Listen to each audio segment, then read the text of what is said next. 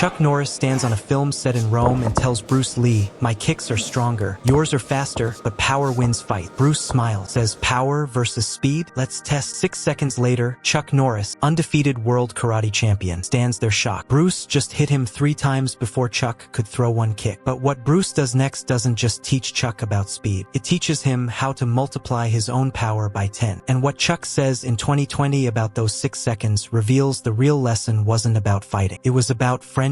Rome, Italy, September 1972, the set of Way of the Dragon. Bruce Lee's first film as screenwriter, director, and lead actor. His vision, his story, a chance to show the world what real martial arts looked like on screen. The production was ambitious. Filming was to take place in Rome with the Colosseum as a backdrop. An international cast. Everything depended on Bruce achieving it. Chuck Norris is here. Bruce Lee specifically wanted him. He flew him from Los Angeles to Rome. He chose him as the final villain. The big boss fight. Chuck was the perfect name for the role. He was a 6-time world karate champion and possessed undefeated, genuine skill. Not an actor pretending to know martial art. A martial artist learning acting. That's what Bruce wanted. Authenticity. Chuck and Bruce met 2 years earlier in 1970 at a karate tournament in Los Angeles. Bruce was in the audience. He was watching. Chuck was competing. He was more dominant than his opponent and won the fight. They spoke after the tournament. They immediately connected. Mutual respect. Both dedicated to their art. Both pushing boundaries. Both believing martial arts should evolve, not stagnate. They became friends, training partners, brothers in pursuit of perfection. Now they are together in Rome, making cinematic history, creating one of the most iconic fights ever filmed. The Colosseum battle. Bruce Lee versus Chuck Norris. East versus West. Kung Fu versus Karate. A fight that will be studied, analyzed, and reenacted in backyards and dojos around the world for generations to come. But before they film the fight, they need to choreograph. They need to figure out which techniques to use, which story to tell,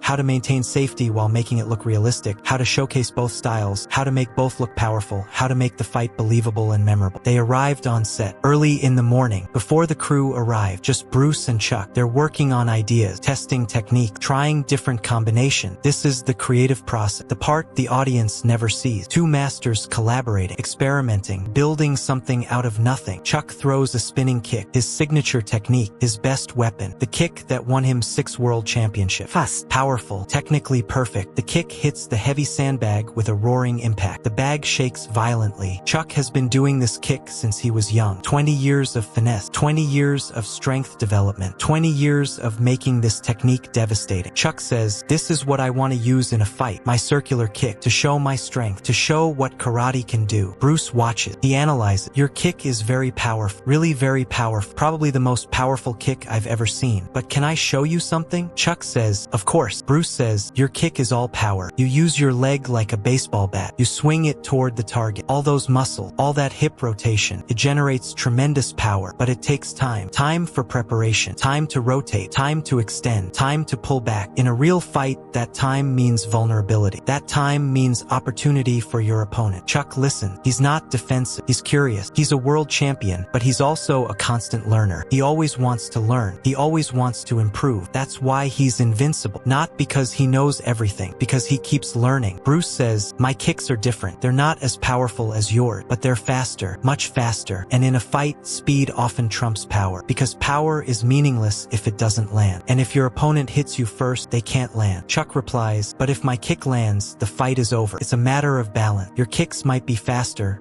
but mine hit harder. Power win." Bruce smiles, not condescending, amused, intrigued by the challenge. Says, "You think power wins?" Chuck says, "In my experience, yes. I've knocked out opponents with one kick. Power finishes fights. Speed just scores points." Bruce says, "Let's test your theory. You try to kick me, your most powerful roundhouse. I'll try to hit you before your kick lands. We'll see which wins, speed or power." Chuck hesitates. This isn't a friendly drill. This is a real test, a real challenge. But Chuck is a competitor, never backs down, never avoids challenges. That's how he became champion. Says, "Okay, let's do it." They face each other, 10 feet apart. Chuck drops into his fighting stance, karate stance, side-facing, hands up, weight on back leg, ready to explode with that roundhouse kick, his best technique, his most powerful weapon, the kick that's never failed him. Bruce stands casually, doesn't take a formal stance, just stand, relax, observing, reading Chuck's body language, waiting. Bruce says, "Whenever you're ready, full speed, full power, try to kick me." Chuck prepares mentally. He's fought hundreds of matches, never lost, never been outscored. scored, never been defeated. His kicks are legendary. His power is feared. But something about Bruce's calm confidence is unsettling. Bruce isn't guarding, isn't protecting himself, just standing there, watching, like he knows something Chuck doesn't. Chuck commits, launches his roundhouse kick, the kick that won 6 world championships. His back leg chambered, his hip rotates, his body turns, all his power channeling into that one technique. The kick is fast, really fast, elite level fast, but it takes time. The chambering, the rotation, the extension, half a second, maybe less, but half a second is an eternity in fighting. Bruce moves, doesn't move away from the kick, moves toward Chuck, closing distance, entering the danger zone. His right hand shoots out, a straight punch, heading toward Chuck's face. Chuck's eyes widen. He's committed to the kick, can't stop mid-motion, can't change direction. His kick is still chambering, still rotating, still half a second from landing. Bruce's punch arrives first, stops 1 inch from Chuck's nose. Control, precise, could have hit him but doesn't, just demonstrates, proves the point. Your kick is still loading and I'm already hitting you. That's 1. Bruce retracts. Chuck's kick is now extending, coming around. Bruce moves again, different angle. His left hand this time, side punch to Chuck's rib, arrives while Chuck's kick is still traveling, still half a second from landing. Bruce's punch stops 1 inch from contact. 2 strikes, both landed before Chuck's powerful kick could reach its target. That's 2. Chuck's kick finally arrived. Powerful, fast, impressive, but it hits nothing. Bruce isn't there anymore. Moved offline. Chuck's kick swings through empty air. His momentum carries him around, exposes his back. Bruce's 3rd strike, open palm to Chuck's spine. 1 inch from contact, could have seriously injured him. Didn't, just proved the point. That's 3. 6 seconds. From Chuck initiating his kick to Bruce demonstrating 3 strikes before Chuck's kick could land. 6 seconds to prove that speed beats power if power never arrives. 6 seconds to teach a world champion that his most powerful weapon has a critical flaw. 6 seconds that Chuck Norris will never forget. Have you ever been the best at something, then met someone who showed you a completely different level? That moment changes everything. Drop a comment if you've been there. Chuck completes his kick, lands, turns, looks at Bruce, shocked, confused, impressed, humbled, all at once, says, "How did you? I've done that kick 10,000 times. Nobody's ever." Bruce says, "Your kick is perfect, technically flawless, maximum power, but it's a tournament kick, designed for point sparring, where you score and reset, where your opponent has to wait for you to chamber and throw, where power is rewarded. But in real fighting, continuous fighting, that chamber time is vulnerability. That's when you get hit before your weapon arrives." Chuck processes this, his entire fighting career based on that kick, that technique, that power, and Bruce just showed him it has a fatal weakness, something Chuck never considered, never experienced, because in tournaments it worked, always worked, but tournaments aren't real fighting. Tournaments have rules, pause, reset. Reality doesn't. Bruce says, "But this isn't criticism, this is teaching. Your power is real, valuable, devastating when it lands. We just need to make it faster, make it land before opponents can counter. You want more speed without losing power." Chuck says immediately, "Yes, show me." What happens next isn't 6 seconds, 6 hours. Bruce teaches, Chuck learns. They work through mechanic, biomechanic, physics, muscle engagement, energy transfer. Bruce breaks down Chuck's roundhouse kick frame by frame, shows him where time is wasted, where efficiency can improve, where small changes create massive results. Bruce explains, "You're using too many muscles. When you chamber your kick, you're tensing everything. Your whole leg rigid. That creates power but slows you down. Tension is slow. Relaxation is fast. We need to teach your leg to stay relaxed until the last moment. Then explode. All the power arrives at once. No wasted energy. No wasted time." Chuck practices, throws his kick differently, more relaxed, whip-like. At first it feels wrong, weak, less powerful. He spent 20 years building tension, building muscle, making everything tight and strong. Now Bruce is telling him to let go, to relax, to trust the mechanics instead of forcing them. But Chuck trusts Bruce, trusts the process, keeps practicing. After an hour, something clicks. His kick suddenly feels different, faster, lighter. But when it hits the bag, the impact is the same. Same power, maybe more, but arrived quicker, much quicker. Bruce smiles, says, "You feel it?" Chuck says, "Yeah. I feel it. It's like my leg is a whip now, not a club. Same impact, faster delivery." Bruce says, "Exactly. Whip versus club. Both can hurt, but whip is faster, more adaptable, harder to see coming, harder to defend. That's what we want. Your power with my speed. Best of both worlds. They work more. Refinement, small adjustments, angle, timing, hip, engagement." Bruce shows Chuck how to use his whole body as a kinetic chain, how energy flows from the ground through the legs, through the hips, through the core, and exits through the kick, how tension Tension anywhere in that chain slows everything down. How relaxation allows maximum energy transfer. Chuck is amazed. He's trained with great instructors, world-class coaches, but nobody explained it like this. Nobody broke it down to this level. Bruce isn't just a martial artist. He's a scientist, a biomechanist, a student of human movement. He understands how bodies work at a level most people never reach. After 6 hours, Chuck's roundhouse kick is transformed. Still powerful, maybe more powerful than before, but significantly faster.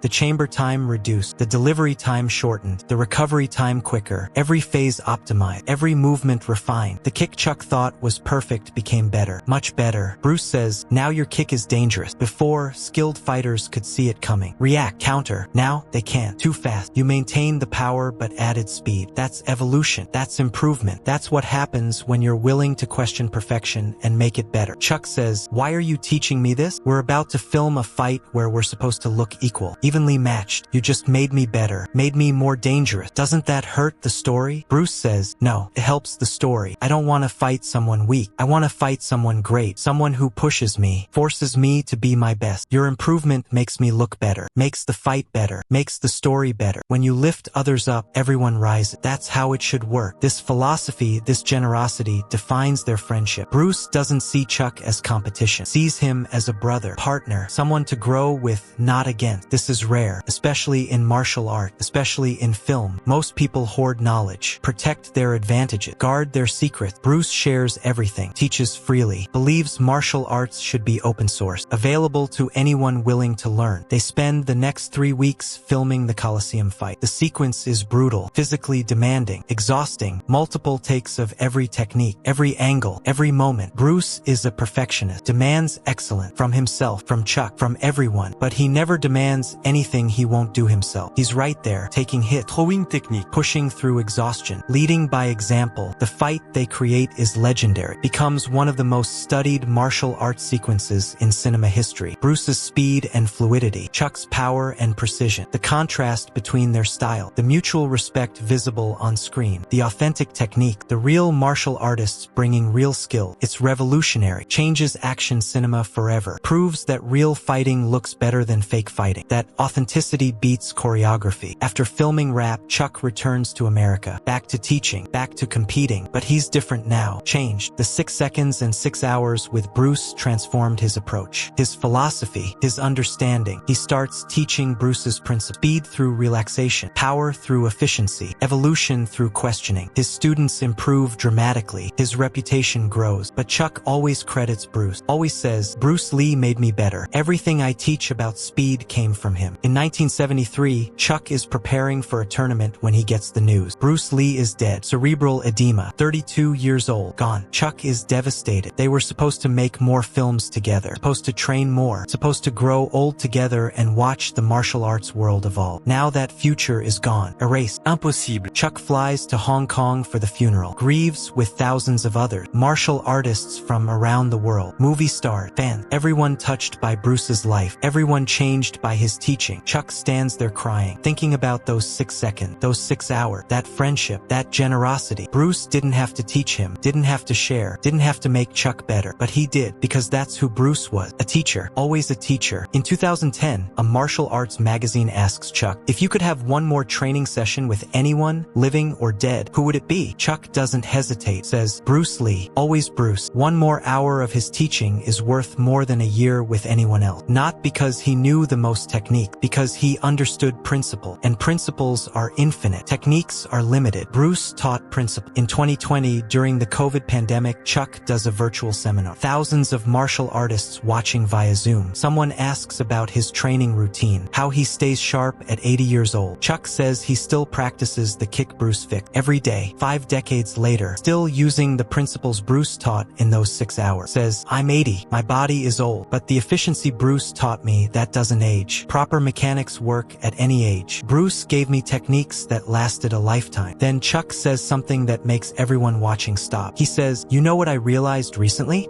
Those 6 seconds, when Bruce hit me 3 times before my kick landed, that wasn't Bruce showing off. That was Bruce teaching in the most efficient way possible. He could have explained with words, could have used diagram, could have theorized, but Bruce was practical. He demonstrated. 6 seconds of demonstration taught me more than 6 hours of explanation could have. That's genius. That's teaching mastery. And I spent the next 6 hours learning what those 6 seconds proved. That's how Bruce worked. Show you reality, then teach you how to improve it. If someone gave you just 6 seconds to teach the most important lesson of your life, what would you show? That's the challenge Bruce gave himself every day. Share your thoughts below. The interviewer asked, do you think you could have beaten Bruce in a real fight? Chuck's answer is immediate, definitive, says, no, absolutely not. And I was world champion, undefeated, at my peak. But Bruce was on another level. Not because he was faster, though he was. Not because he was more powerful, though he could be. Because he understood fighting better than anyone I've ever met. He saw openings I didn't know existed. He created opportunities from nothing. He turned your strengths into weaknesses. In those 6 seconds, I threw my best technique, the kick that won me 6 world championships, and Bruce hit me 3 times before it landed. That's not even close. That's dominant. That's mastery. Chuck continues, but you know what? I don't feel bad about that. I feel grateful. Grateful I got to learn from him. Grateful he shared his knowledge. Grateful our friendship transcended ego and competition. Bruce could have kept me at a distance, kept his secret, protected his advantages. Instead, he made me better, made me understand fighting at a deeper level. That's love. That's real friendship. That's legacy. The interviewer asks one more question. What would Bruce say if he could see your career? All you've accomplished. Chuck's eyes water. Even at 80, talking about Bruce makes him emotional. He says, I hope he'd be proud. I hope he'd see that I listened, that I took his teachings and shared them, that I didn't hoard the knowledge he gave me, that I made others better the way he made me better. That's all I've tried to do for 50 years. Honor his memory by living his philosophy. Teach what I was taught. Share what I was given. Make the next generation better than we were. That's what Bruce would want. That's what Bruce did. That's what I'm still trying to do. The seminar ends, but the story doesn't, because Chuck Norris continues teaching, continues sharing Bruce's principle, continues making martial artists better. Every student he teaches carries forward what Bruce taught Chuck. Every technique refined by Bruce's philosophy spreads to new generations. The 6 seconds in Rome rippled forward through decades, through millions of practitioners, through countless lives changed by Bruce's wisdom delivered through Chuck's teaching. Today, if you walk into any serious karate school and watch advanced students, you'll see the influence, the relaxed power, the whip-like kick, the efficiency of motion. Bruce Lee's principles integrated into traditional karate. Evolution happening in real time, and often the instructors don't even know the source, don't know those principles came from 6 seconds in Rome. 6 hours of refinement. One friendship between 2 masters who chose collaboration over competition. That's legacy, not in monuments or museums, in living practices, in improved techniques, in students who become teachers who teach students who become teachers. An endless chain of improvement, an endless spreading of knowledge. All because Bruce Lee chose to share instead of hoard, chose to teach instead of dominate, chose to make Chuck Norris better even though Chuck was already world champion. 6 seconds to prove speed beats power. 6 hours to teach how to have both. 50 years to spread that knowledge worldwide. Forever to prove that real strength isn't keeping knowledge to yourself. It's giving it away and watching it multiply. That's what Bruce did. That's what Chuck continues doing. That's why their friendship matters more than their skill. Because skills die with you. Knowledge shared lives forever. Who taught you the lesson that changed your trajectory? Who saw potential in you and invested time? For Chuck, it was Bruce. For millions of martial artists, it's Chuck passing forward what Bruce gave him. That's how legends really live forever. Not in films or trophies. In the people they made better who make others better. An endless chain of improvement. An endless legacy of teaching. All starting with 6 seconds and the humility to admit even champions can learn.